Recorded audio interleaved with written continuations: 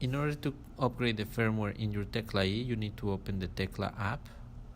Once there, you need to go into the tecla-e section by clicking the menu in the corner. Then when you go into that section, the app is going to search for connected devices.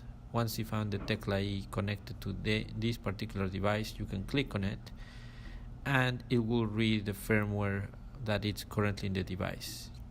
If the Tecla firmware is not current, you'll see that dark cloud icon on the side. So if you click firmware, it will start the upgrade process. The next screen shows you what are the changes in this new firmware, so you can click upgrade firmware to get started.